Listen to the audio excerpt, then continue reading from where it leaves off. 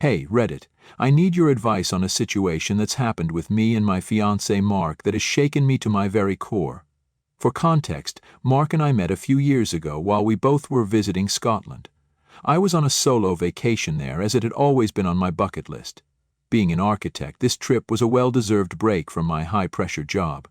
During one of my days of exploring Scotland, it started raining suddenly while I was out shopping. As I scrambled to find cover, I noticed this charming little coffee shop at the corner.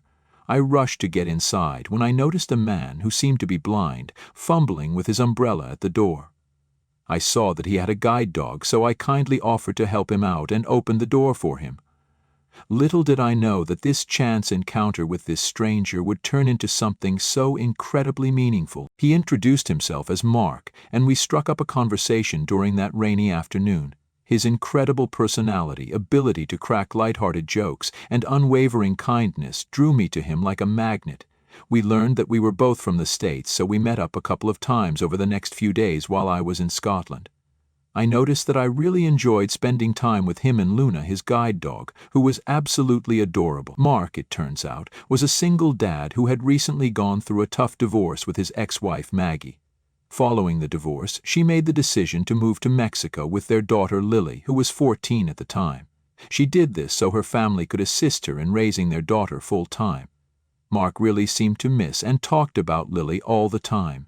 He would share stories about her birth and the time they spent together before the divorce.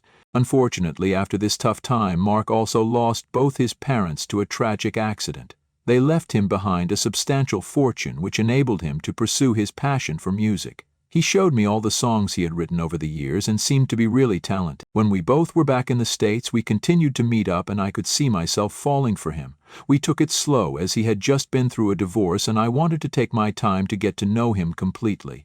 After 2 years of dating, Mark surprised me with a proposal in our favorite cafe. I didn't see it coming, but I said yes right away. I knew in my heart that this was the man I wanted to spend the rest of my life with. What made the moment even more special was that Mark had secretly flown in my parents and some of my friends to be there and celebrate with us. It was an incredible surprise that made the occasion even more memorable. Soon after the proposal, Mark asked me to move in with him. It was easier for me to move into his building, which already had accessibility features that made it easier for individuals with visual impairments like him to navigate and use the space. So I moved in and we split the rent and other expenses. Our life together was going smoothly and we were happy. Throughout our relationship, I have seen Mark try his best to reconnect with his daughter, but to no avail. Whenever he tried calling his ex-wife, the call used to go unanswered or she had some excuses so as to not allow him to talk to their daughter. He wrote countless letters, hoping for a reply, but it broke my heart to see that she never wrote back. I always tried to comfort him, telling him that when she turned 18 she would surely want to reconnect. A few months ago, out of nowhere, something peculiar began to happen. Unmarked letters started showing up on our doorstep. The first time it happened, Mark asked me to check for a return address, but the letter had only Braille writing inside and Mark written on the cover. Mark read the letter and his face lit up with joy as he told me that it was from his daughter Lily. I checked the letter and it seemed like his daughter had finally decided to reach out to him. I found it really sweet that she was learning Braille to communicate with him. The letters kept coming every week and Mark would eagerly read each one, convinced that they were from Lily. He would tell me stories from the letters about how she was doing well, how she missed him, and how she wanted to see him soon. The letters talked about mending the long-broken bond between father and daughter. It was heartwarming, and I hoped that this was indeed a fresh start for them. But as the letters continued to arrive without any address mentioned, my suspicions slowly started to grow. Something about them started to not sit right with me.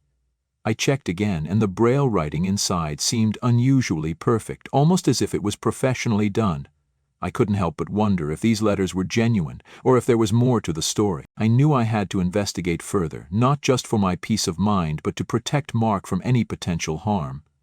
I told Mark repeatedly to ask Maggie directly regarding this, but he seemed convinced that it was his daughter writing him letters. He was afraid that his ex-wife would stop their daughter from sending letters if she found out about it. Eventually, Mark received a letter where his daughter claimed that she wanted to meet him at a diner that weekend. He was overjoyed, and the anticipation was palpable in his voice when he told me. I couldn't bear to dampen his spirits, but something inside me just couldn't shake the doubt. I had another concern, which was that Mark didn't have a photograph of his daughter. During the divorce, Maggie had taken all the family photos with her, likely due to her resentment toward Mark. This meant that I had no clear idea of what she looked like either. I insisted Mark on reaching out to his ex-wife this time, just to double-check with her. I reminded him that it's crucial to verify this, given the years of silence between him and his daughter. Mark reluctantly decided to make the call, but it went straight to voicemail as usual. He left a message, asking his ex-wife to call him back so they could discuss their daughter, Lily. Now, the weekend finally arrived, and Mark was filled with anticipation as he got ready to meet his supposed daughter, Lily. He had asked me to accompany him, and we both headed to the diner where Lily had mentioned in her letter she would be meeting him. We arrived a little early, as Mark was really excited to meet her after so many years. I could see him repeatedly checking the time on his Braille watch, hoping that this long-awaited moment would soon become a reality. We sat there, sipping our coffee and anxiously waiting for her. I kept my eyes on the entrance, wondering what would happen when Lily walked through the door, if she would at all. Suddenly, a young woman entered the cafe. She matched the vague description of what Mark had provided me, short, with long brown hair. Her eyes met Mark, and she walked over to greet him. Mark reached out to hug her, but her demeanor seemed distant, almost rehearsed. I observed her closely and noticed how her voice seemed oddly familiar, but I couldn't quite tell for sure. She turned to me with a smile that didn't quite reach her eyes, shook hands with me, and sat down opposite us. Lily and Mark began to catch up, while I went to order a coffee for her. They started discussing their past, Lily's life in Mexico, and how much Mark had missed her. Lily's responses seemed rehearsed, as if she was telling Mark what he wanted to hear. Her stories didn't quite add up, and there was a certain disconnect in her demeanor. Mark's voice, on the other hand, was filled with pride and longing, and it was clear that he believed this was the moment he had been waiting for. But the longer I watched, the more I noticed inconsistencies, and something about her accent kept sounding oddly familiar. She told him how her mother refused to let her talk with him, so she had been secretly sending him letters in Braille. She decided to buy a one-way plane ticket after she turned 18, so she could visit him and hopefully spend some time with him now. Mark was overjoyed after hearing that. He looked ready to embrace Lily and rebuild their relationship. He even invited her to our home to live with us during her visit here, eager to introduce her to Luna, his loyal guide dog, and show her the life we had built together. She, on the other hand, just nodded in agreement. After our meeting, the three of us walked back to our apartment, when I suddenly remembered that we were out of milk, eggs, and a few other things. I told Mark that I needed to make a quick trip to the local store so I could cook Lily her favorite dinner. I wanted to be a good host and extend Lily the hospitality she deserved, even if I wasn't sure if she truly was Mark's daughter. In the store, while I loaded my cart with groceries, the conversation with Mark and Lily kept replaying in my mind. Mark had shared with me so much about his ex-wife and their daughter, but there was an undeniable unease about her that I couldn't quite put my finger on. I kept getting the feeling that I had heard her voice somewhere before. As I was walking back to my car with bags in hand, it suddenly hit me like a lightning bolt. Her voice was hauntingly familiar, and the memory of where I had heard it before washed over me. You see, just a few months ago, I received a call while I was away on a work trip. The caller claimed to be from my bank, stating that my card was under suspicion for unusual activity. They had asked me to confirm certain personal details, like addresses and phone numbers, in order to protect my card from being suspended. At the time, it seemed harmless, and I willingly provided the information they asked for. But when I returned from my trip and contacted my bank, they informed me that this was a common scam. Scammers like her trick people into revealing their personal information by pretending to be calling from the bank. I have always felt ashamed since then for falling for such a stupid but obvious scam. The realization struck me that Lily's voice sounded just like the woman who had called me, posing as my bank's customer support. It was a chilling connection as I pieced together how she had found out about our address so she could send the letters.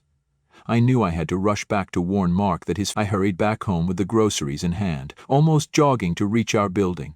I heard Luna's frantic barking echoing in the corridor as I approached. I felt a deep sense of foreboding as I noticed our door slightly opened ajar. and I knew immediately something was wrong. I put the groceries down and gripped my phone in my hand so I could call for help in case something was wrong. My heart was racing, and I pushed open the door to be met with a scene of chaos. Our entire house was ransacked with belongings strewn haphazardly. Mark was lying on the floor, blood seeping from a wound on his head. Luna was barking in distress helplessly, clearly agitated by the intrusion. I immediately rushed to Mark's side, checking for signs of life, my hands trembling. When I realized that he was still breathing, I immediately dialed 911 for help. The police and paramedics arrived on the scene immediately. I provided a statement to the police describing the scammer who had posed as a supposed daughter to my blind fiancé, the potential connection to the past scam call, and the chaos that had unfolded when I left to buy groceries. I felt racked with guilt for having left my fiancé alone during the incident, but the police quickly reassured me that it might have been the safest course of action. They emphasized that had I been there, the intruder might have resorted to more violence, or even worse, taken me as a hostage. They seemed to think that Mark's blindness may have been the sole reason he was left unharmed, as the intruder likely believed he wouldn't be able to identify them. I spent the entire night at the hospital, anxiously awaiting Mark's recovery. I called my parents, and as I recounted the terrifying events, they were shocked and concerned for me. They promised to catch the first flight to be by my side. I decided to leave a message to his ex-wife regarding what had happened, in the hopes that she would eventually reach out. I felt because they shared a child together, she had the right to know. When Mark finally regained consciousness, I rushed to his side, wanting to reassure him that I was there and that things were going to be okay. He complained of a pounding headache, but said he otherwise felt all right. His first question was about Lily's whereabouts, and I hesitated before recounting the events. To my surprise, Mark's reaction was not what I had expected. Instead of relief, he grew visibly angry. He criticized my decision to involve the police, expressing his fear that they might arrest his daughter and subject her to severe charges. He believed she had fallen into the wrong hands and was afraid that something might happen to her. I tried to explain that she wasn't truly his daughter, that this was all an elaborate scam, but he vehemently defended her. He argued that she must be his daughter because of everything she had talked about from their past. I argued back, saying that the memories she mentioned seemed too vague and non-specific to be convincing. Mark seems adamant about his stance regarding this situation and refuses to talk to me. I'm not convinced that I'm at fault here, so I'm turning to Reddit for advice. Have I done something wrong by reporting my fiancé's supposed daughter for being a scammer and potentially being involved in the robbery? Update 1. It's only been a few hours since I posted this, and it's been overwhelming to say the least. My post seems to have gone viral, and I have been flooded with messages and requests from strangers, all requesting an update. As many of you suspected, just like me. It turns out the supposed daughter was indeed a fake, a fact confirmed by the police, who reviewed our building's CCTV footage. They discovered that when Mark allowed the woman inside, there was a man who was hiding in the bushes, and he sneaked into the building with her. The police could quickly identify her, as she was already on their records for other house invasions and petty theft. The police questioned Mark about what happened once they were inside. Mark explained that he had told her to make herself comfortable while he went to his room to change. That's when he heard loud noises from the living room, and his guide dog Luna howling in pain. Mark entered the room bewildered, but he was suddenly struck with a loud object. He could feel blood running down his face as he lost consciousness and didn't remember anything after that. I have handed over all the letters we received from the woman to the police. It felt sad to see that Mark had kept all of them, believing they were from his daughter Lily. My parents arrived, and my mother couldn't hold back her tears when she saw all the police activity and Mark's condition in the hospital. My father is deeply concerned and has told me that I was incredibly lucky not to have been present during the robbery. After hearing what the police had to say regarding the woman, Mark is slowly starting to believe that he might have been wrong all along. My heart breaks for him, as I know all he wanted was to reconnect with his daughter.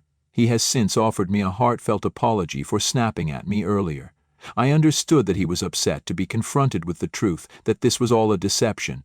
It's a tough pill to swallow for someone who had waited for years to reconnect with his daughter. Now, we are looking to the police for updates on the situation. I'll keep you all posted as soon as I hear more. Update 2.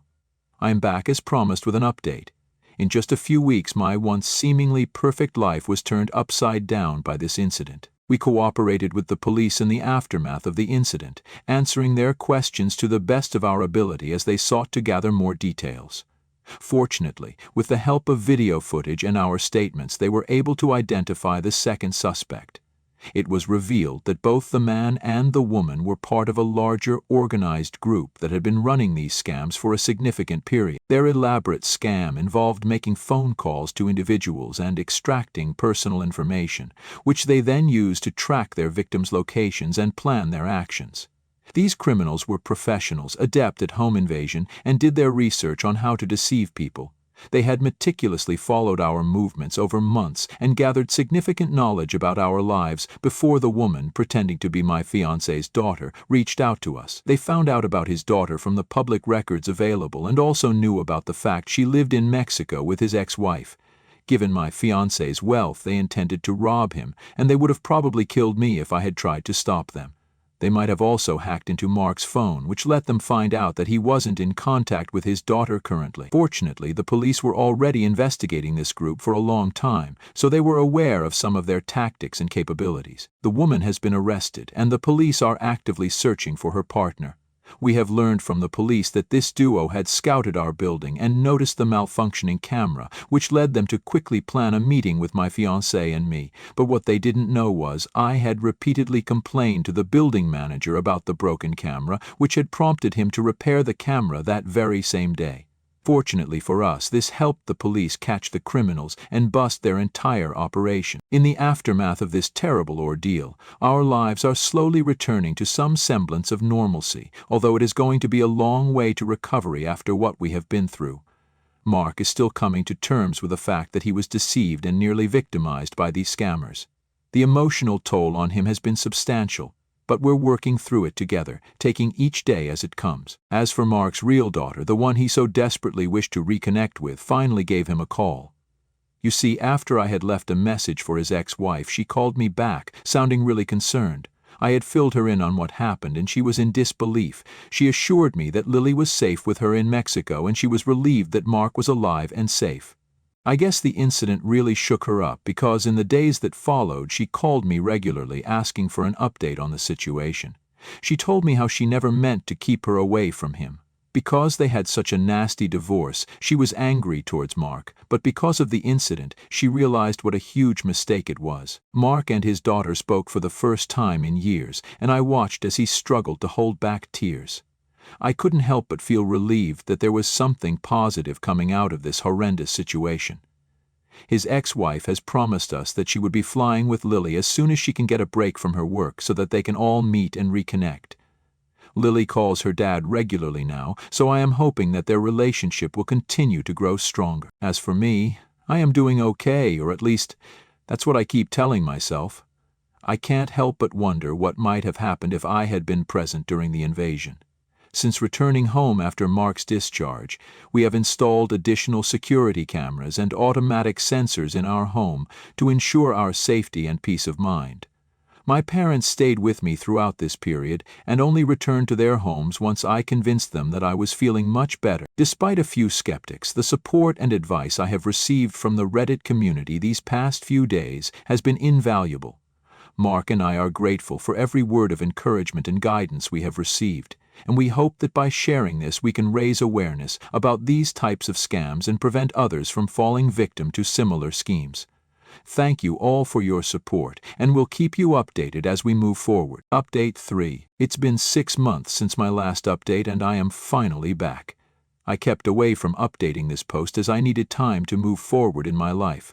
Since my last post, Mark is no longer my fiancé. He is my husband now. That's right. I have been married for 2 months now, and I have never been happier in my life. We realize that after all that we have been through, our love runs deeper than ever. We had a small, intimate ceremony with close family and friends where we tied the knot. Mark's ex-wife and Lily did come to visit us as they had promised. We went to pick them up from the airport, and the moment Lily saw Mark, she ran into his arms, and I could feel how much they had missed each other. Maggie, Mark's ex-wife, turned out to be a wonderful person and repeatedly apologized to Mark for keeping Lily away from him after their divorce. I later learned the reason behind her harsh decisions. You see, when Mark and Maggie got married, they had discussed not having children. Mark has a genetic disease that eventually caused him to lose his sight, despite multiple operations and treatments, and he was afraid of passing it on to a child. But one day Maggie discovered that she was pregnant, and when she told him, he was really upset. He was worried that the baby might inherit his condition and it would ruin their child's life. Although Lily seemed perfectly healthy when she was born, Mark couldn't shake the guilt that she might eventually develop the same symptoms that had afflicted him. This burden of guilt weighed heavily on him, which hindered him from connecting with his daughter as a father should. He was racked with remorse every day, believing he had passed his blindness on to his beloved child. This, among other issues over the years, eventually led to Mark and Maggie's divorce. Since Mark was blind, he couldn't take care of the child on his own, so custody was granted to Maggie completely. I could empathize with both of them, understanding the pain they experienced as parents in such a difficult situation. Lily has expressed to us her wish to shift to the States so she can pursue her education here. She seems to have fallen in love with our way of life and has noticed how much more comfortable people live here. Lily believes that pursuing her education in the U.S. will open up new opportunities and a brighter future for her. We wholeheartedly agreed and let her know that our home is always open to her so she can stay with us for as long as she wants. Mark and I are going to check out universities she can apply to, and we'll talk to our lawyers about her visa. Maggie is on board as long as it makes Lily happy. Now, on to the most crucial part of this story. The man who was the mastermind behind the entire scam was finally apprehended by the police. This was a significant breakthrough as the police could then crack down on the entire operation. Shockingly, we learned that 83 individuals had fallen victim to the scam just like us, and a few had even lost their lives. The scale of this criminal operation was truly shocking and deeply unsettling. I can't reveal anything further as advised by our lawyer. We will have to testify in court along with the other victims when this eventually goes to trial. I hope this is going to be my last update as I can move on in my life with my husband and put this horrendous incident behind us.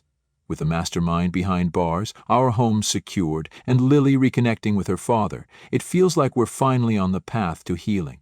We're excited about what lies ahead and the happiness we can create together. I can't thank you all enough for the support and advice you've given us throughout this ordeal. To everyone who reached out to me, your kindness and guidance have been invaluable.